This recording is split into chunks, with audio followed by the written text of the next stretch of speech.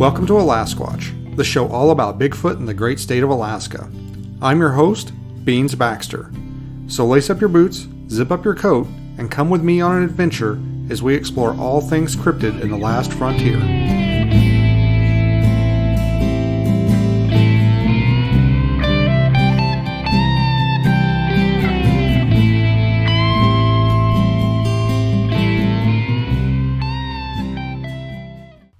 Hey Alasquatchers, thanks for tuning in. Got an interesting encounter for you today, but before we get into that, got to do a little bit of house cleaning. Be sure and pick up a copy of my new book, Abandoned, The History and Horror of Port Chatham. You can pick it up on Amazon. You can pick up a Kindle copy. You can also pick up signed autograph copies at alasquatchpodcast.com. And if you're going to be on the Kenai Peninsula in person, you can pick up signed copies at the Homer Bookstore, Old Inlet Bookshop, Inkwell's Bookshop, and River City Books. Both Inkwell's and River City are in Soldotna. Swing by there, tell them I sent you, pick up a signed copy. And I hope you enjoyed the book. It's actually doing pretty well. Today I got up and checked, and it's the number 2 bestseller. The Kindle version is anyway. The number 2 bestseller in the history of Pacific Northwest. That's pretty exciting. I can't believe that on my first attempt at writing a book, I got on I broke the top 5 along the top 10 of a best-selling list. So that's pretty cool. That's quite the ego boost. And what else is going on? Oh yeah. So here in a few months, Medellin Falls Bigfoot Festival is happening. I'm getting geared up for that. I'm going to be speaking and going to be selling copies of the book there. And then where else am I going to be? I'm going to be at the Boreal Bigfoot Expo in Fairbanks. That's coming up September 4th. I believe tickets for that are going to go on sale here in a couple of months. They're just filling out some details and figuring out what they're going to do with that. And then after that, I'm going to be at CryptidCon in Kentucky. I'm going to have a vendor booth there selling copies of my book, and I may have my second book out by then. I hope so. And should be selling copies of both of them at that. Also, the Bigfoot Encounters and the Pacific Northwest documentary is available. You can head on over to Vimeo, that's Vimeo.com, and check it out there. It's available to rent or buy. That is the documentary we did where we went into Stevens County, Washington, and looked for Bigfoot for a few days in there. Very squatchy area, a lot of activity going on. It's definitely worth a rent, and definitely something if you're into Bigfoot you want to put your eyeballs on. So I think that's enough selling and hawking of my wares. Coming up today, we've got a really interesting episode. I have a gentleman named Ryan on. Ryan, this is not the same Ryan on I had previously. This is a different Ryan. Apparently, Bigfoot likes to appear to people named Ryan. But this is Ryan, who's coming to us from out of the Bethel area, and he's going to tell us about his sighting. So let's get into it. Let's get into some awesome Alaska Bigfoot stories. Let's go. All right, Ryan. Thanks for talking to me, man. Yeah, thank you for having me on. Yeah, no problem. I love Alaska and I love Bigfoot. So the reason I'm talking to you today is because you've had a sighting, an encounter. And do you want to tell us where that happened at? Yes, it happened between Bethel and Mouseluck on the Mouseluck River, which is about 20 air miles from Bethel. Yeah, I'm not familiar with that area at all. I've lived in Alaska for like 20 years, and I'll hear people talk about places, and I'm like, where in the hell is that? I have no idea.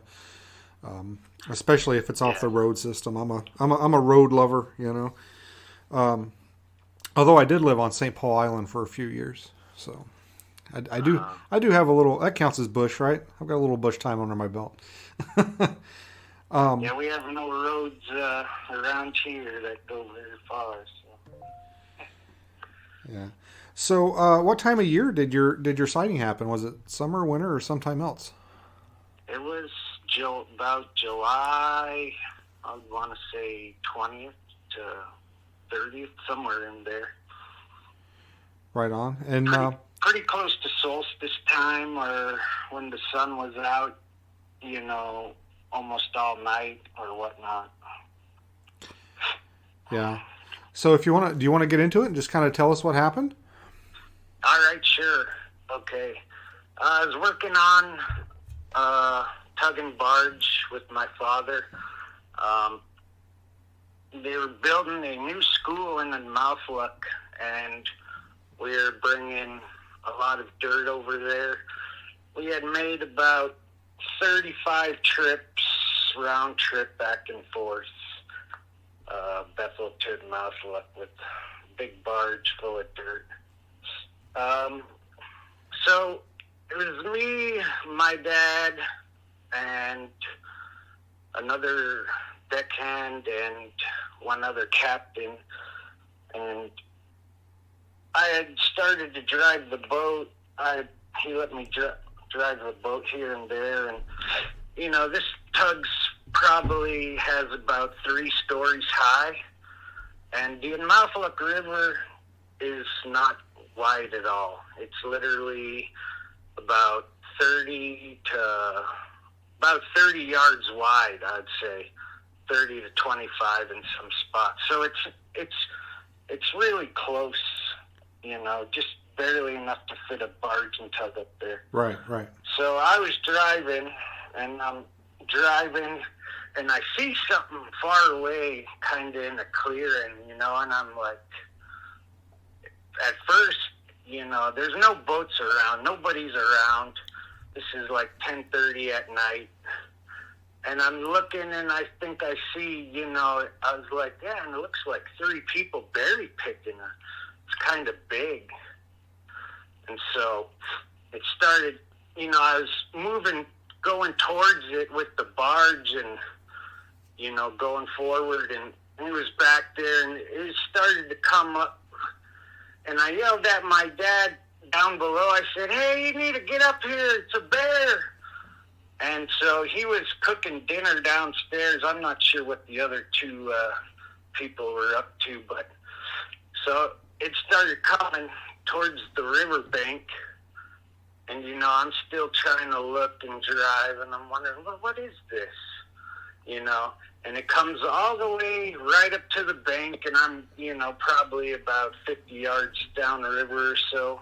And I start, getting closer and closer, and I'm just looking, and then finally it was literally right adjacent to me, and I was just looking, and it was blacker than black. I couldn't see the face of it. It was just like buff shoulders, and I was looking for the head, but I couldn't really see a head. And I mean, this thing was about 7 feet tall, about there, just walking, walking like a human, all black, and had really big strides. I was looking to see. Told myself, you need to really look and see what this is, and because I was driving and trying to concentrate the boat too from not, going into the trees or whatever. And but sure enough, it was big and black and walking like a human. And I remember just looking at the feet, walk, like taking really big strides, like had no problem walking on that tundra whatsoever. I mean, that tundra is, really hard. And I mean, for someone to walk that fast, that far, it's like, yeah. And I mean, there's no mistaking it, I mean. Well, bears have that they don't really take strides. They kind of shuffle when they walk upright. Yeah. Yeah. But I mean, yeah, there's no mistaking it, for a bear or anything.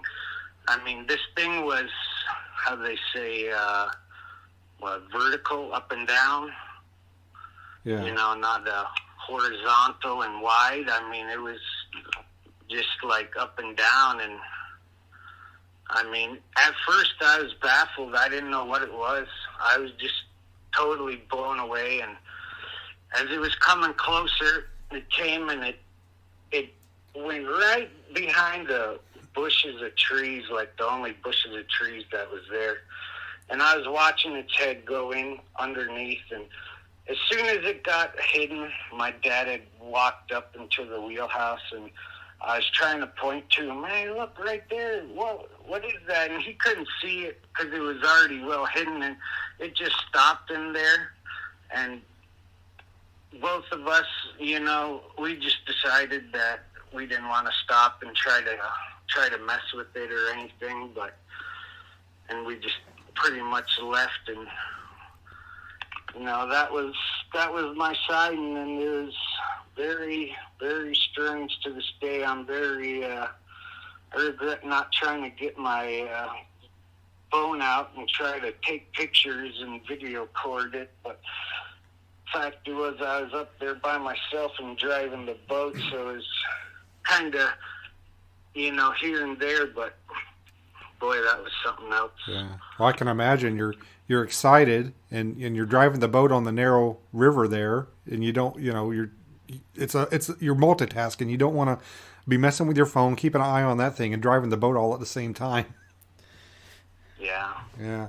So I mean, because at first, you know, I just thought it'd be like, you know, a bear or moose. I mean, I wasn't thinking it'd be anything other than that. You know, I haven't seen a Bigfoot or, I mean, heard a lot about him. And, you know, I mean, there's too many sightings for them, you know, to be making this up or anything. But, you know, as soon as it got close within about 40 yards, and I could just see it walking upright, I was just like, wow, what is this? And, you know, it's kind of weird because there was a raven, too, that was above it, like it was following it around.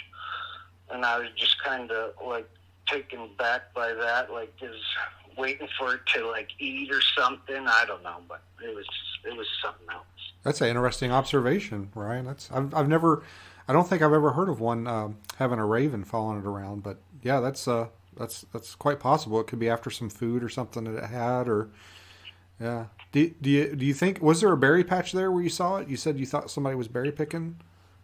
Well, it was right around when all the salmon berries were out and blueberry, all the berries were out, and I don't think that's what I originally thought it was. You know, some people berry picking, just because it looked from far away, it looked really big, and there was no boats around. It was really late at night.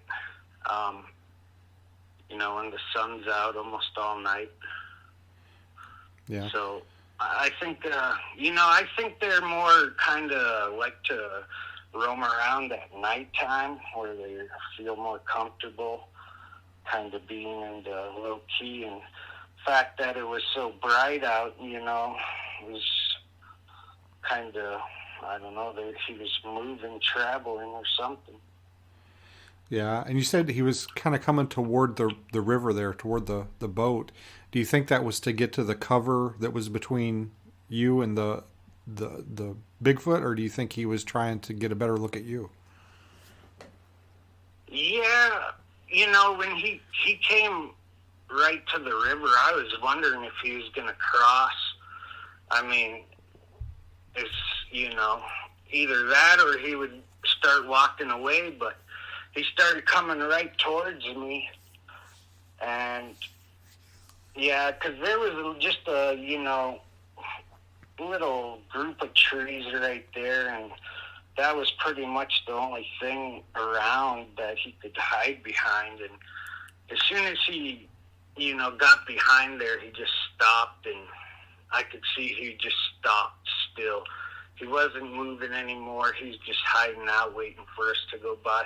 And it was really weird because, you know, I don't think that any bears would really do that, but the fact that he just did that and knew how to do that, and, I mean, he was so camouflaged in there, you know, you wouldn't, if you would look and you didn't know anything was there, I don't think you'd be able to even see him.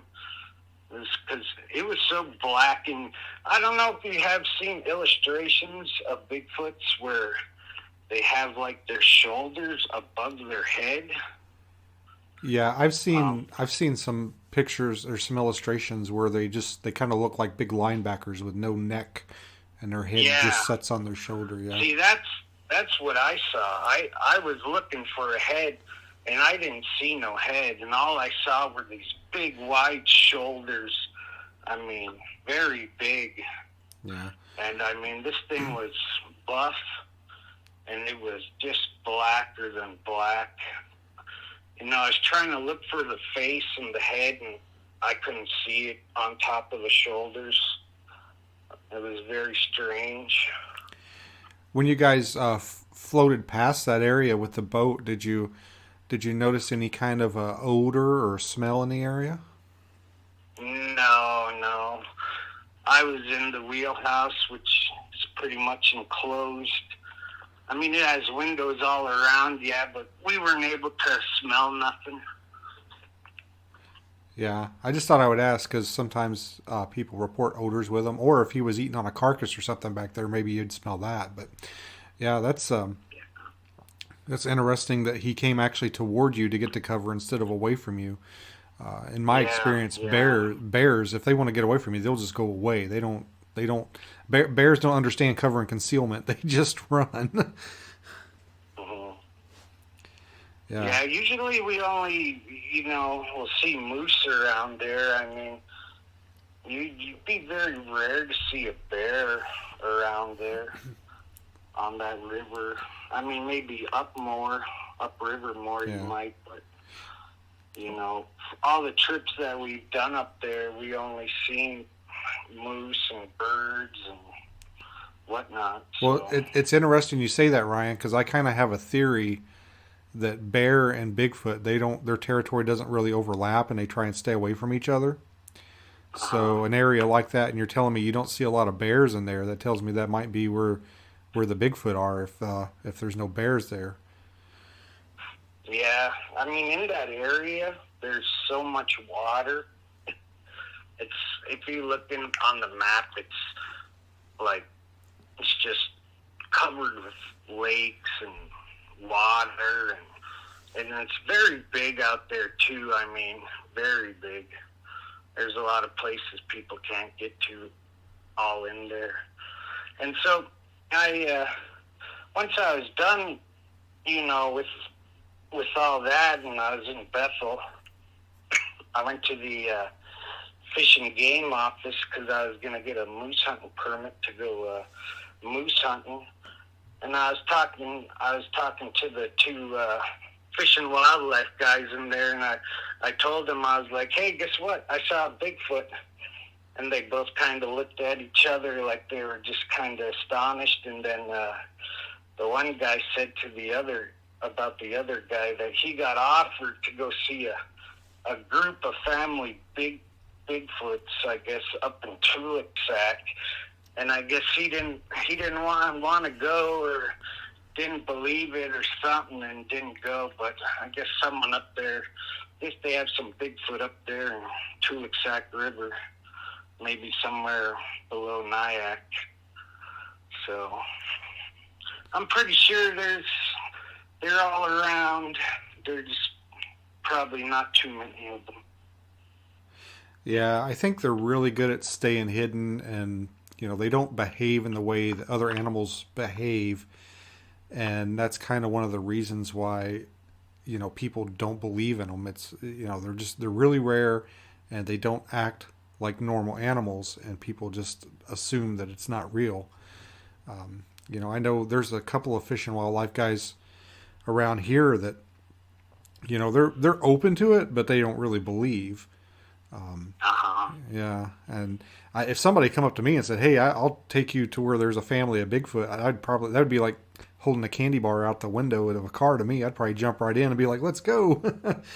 But Yeah. I can understand, and being in that position, I would be maybe a little hesitant to go, because then what if you did see them? Nobody would believe you probably in Fish and Game. None of your bosses would probably believe you. So. Yeah, those guys. I don't. Yeah, that would be actually a really good spot for them to be. I mean, there's probably nobody out there either. I mean, and it's all in the hills. They have a lot of room to walk around and do whatever they want over there, so that would be a good spot. But I mean, the YK Delta out here, is like the size of Oregon, so it's very big, very big, and I mean, it's easy for them to wander around and do whatever they feel like, and I mean, not too many people would even know because it's so remote.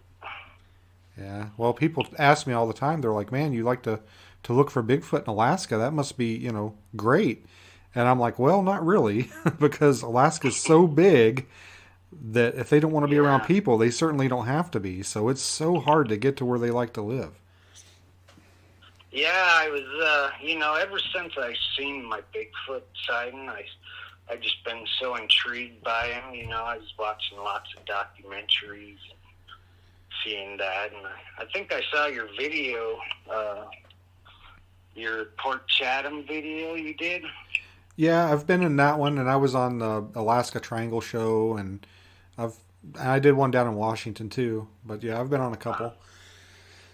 Yeah, I seen that one, and that one's pretty cool. Pretty cool. The thermal video of that definitely looks like the Bigfoot, the way how big it is, and it's like up and down, not like a wide horizontal figure. Yeah, when I first saw it through the scope, it looked kind of like Donkey Kong. You know Donkey Kong, the video game character? Yeah. Yeah, it looked kind of like that. It had a pointed head, but it didn't have a neck, and it was moving its arms up and down, and I think they do that sometimes when they get agitated. But yeah, I wish I'd have hit record on that thing sooner. But curse of Bigfoot, all that. I hear about stuff like that all the time. Guys will see them. Well, like your sighting, you saw one, you had your phone on you, but you didn't get out and get a picture. It happens to people all the time. And I used to give people a hard time for that, but I don't really anymore. I understand completely now. I had that thing on my thermal and didn't hit record until it started to get away from me, and then I've been kicking myself ever since. Yeah, me too. I was just like, oh man, it was so close, and could have got a lot of attention if I would have just videotaped it, seen it better. But I was going to share another sighting. There is another sighting that was posted in one of our newspapers here. There's actually been quite a bit of newspaper sightings that they published through Delta Discovery, which is our newspaper out here. But if you Google Hooper Bay Bigfoot sighting, I think it comes up from 2014. There's a really cool story about a guy out in Hooper Bay who's seen a Bigfoot. He took some pictures of it too. I guess it was he was on the beach and he seen one, and it was trying to mess with the dead walrus, just trying to flip it over, and it's a really interesting story that's on there too. So you might want to check that one out too. I've heard about that, yeah. And he thinks it was maybe trying to eat on the walrus carcass? Mm-hmm. Yeah. Yeah. I mean, it was a big walrus, and, like he said, it was been rotting there for a while, and, nobody would try to mess with it, and, yeah. He got a picture of it too, but you could see the head on it, and his picture has like a black figure, but you could see clearly where the head is. And, I couldn't see a head on that one, so I have no idea. Yeah. Well, I assume like people, they vary in shape and sizes a little bit like we do, Yeah. Yeah. I mean, like I heard two different things about like a Bigfoot being one thing and a herring man being something else, and I'm not too sure about all that, but I've heard there's different variations of them, so I'm not sure.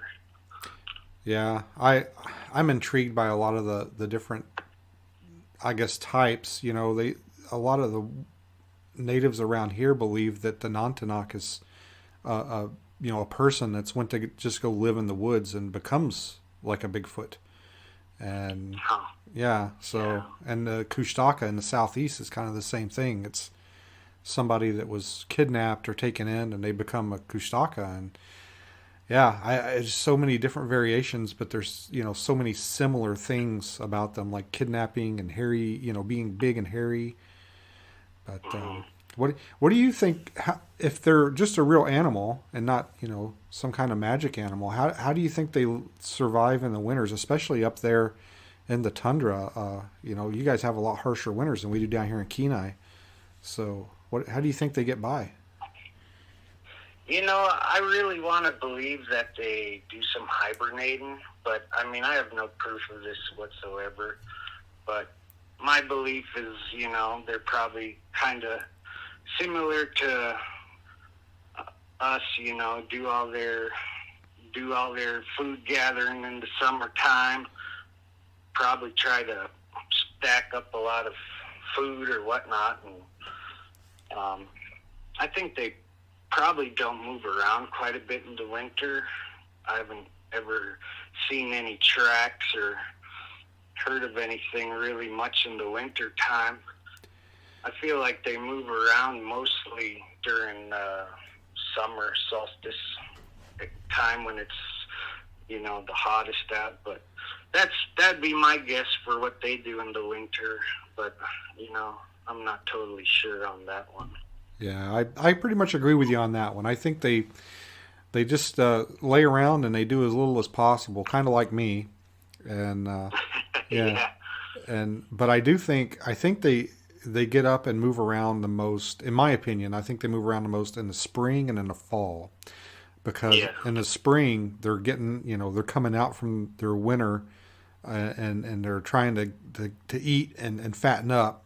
And then same thing in the fall, they're going into, oh my gosh, we got to get some more food in us before the winter hits. So they're a little bit less careful, and that's why people see them more in spring and fall. It seems like they're running around trying to prepare for the winter and recover from the winter. But that's my opinion. And that's all we really have is opinions at this point until somebody proves that they're real. Yeah. I think wintertime, they probably just stick to a very small general location. And then, once probably spring hits, they start to go a little farther. And summertime, they just probably go exploring and looking around for stuff. So that's probably what happens.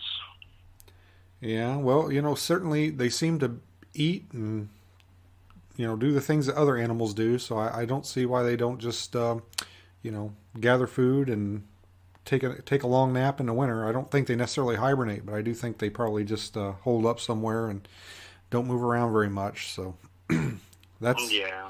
Do you think they're an animal like a bear, or do you think they're more like a person? I think they're more like a person, I guess. It's really hard to tell, though. I mean, I think someone would have to study them maybe to find that one out. They definitely have, the smarts of a human and kind of smarts of animals, too. I mean, they're very smart, Yeah. I'm not sure, but I would imagine that they're, almost smart as us. I think that's one of the reasons why people like Fish and Game and scientists have such a hard time with it, is because they do seem to be so intelligent and so physically, better than us. Obviously they're stronger than us, faster than us. They can survive out in the wilderness better than us. And, why aren't they in charge? Why aren't they living in houses and building cars? Why are they still living in the woods? I think people have a hard time wrapping their head around that. Yeah, it's a good question. I have no idea about that. Yeah, it kind of goes against the survival of the fittest, if you think about it, because they're obviously fitter than us, but why are they, not why aren't they in charge? Why aren't they the big species on the planet? Hmm. Yeah. Yeah, I'm not sure about their numbers, population-wise. I mean, I couldn't see too many of them. But there's got to be, quite a couple hundred or so, I'd imagine, somewhere in this area. I'd imagine there's, good little population, but spread out. Yeah.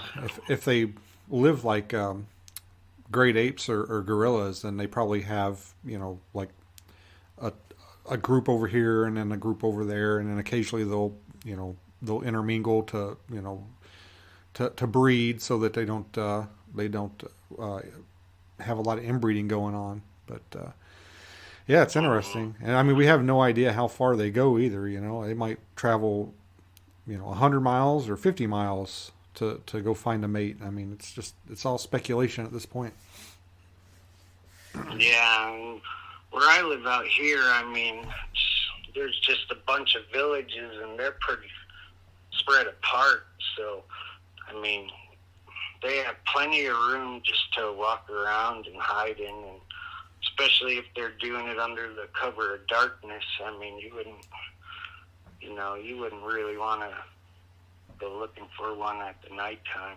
You'd be kind of freaked out about that.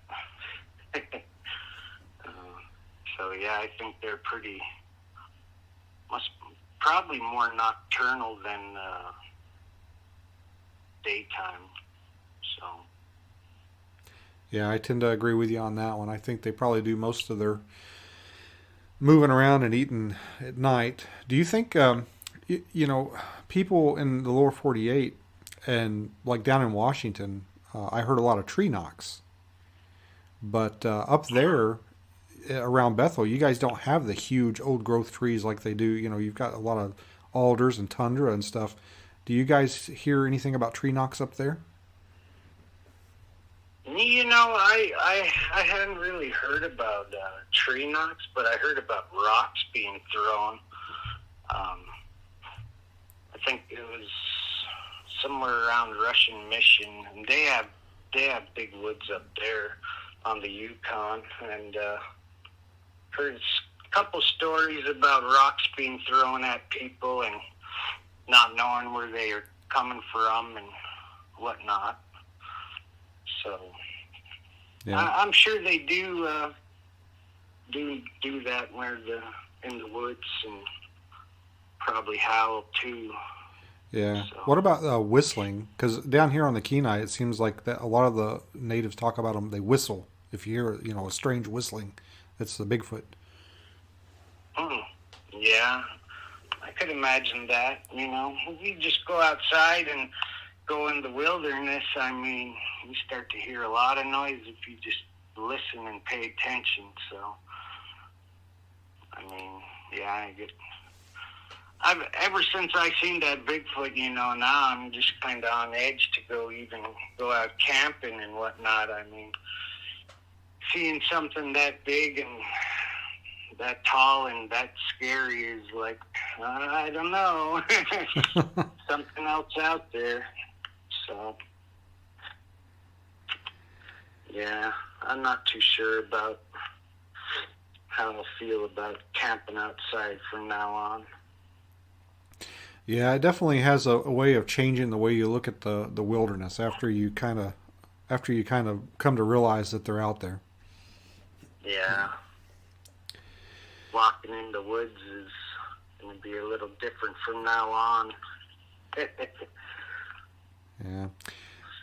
Well, all right, Ryan. Is there anything else you want to discuss while I got you on the line here? No, that's pretty much the basics of all of that. So just thank you for giving me the opportunity to tell my story. Well, I appreciate you coming on and telling it, man. I really had a good time talking to you.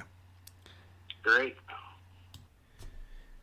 All right, a big thank you to Ryan for telling us about his encounter. Really had a great time talking to him, and hopefully he'll get some more good info for us or have another sighting, and keep us in the loop. Really appreciate hearing from people who've had encounters. Love having them on the show. And I guess that's all for today. We're going to get out of here. And don't forget, you can head over to AlasquatchPodcast.com and keep up with what's going on in the shows. Occasionally I'll post videos of me being out and about and showing off some Alaska scenery. You can listen to the latest episode. You can swing by our store. We've got some cool little gifts and knickknacks there. And also you can pick up signed copies of my book. So swing by AlasquatchPodcast.com. And you guys be sure and be careful out there because the weather's getting warmer. The bears are waking up and who knows what else is out there. Good night, everybody.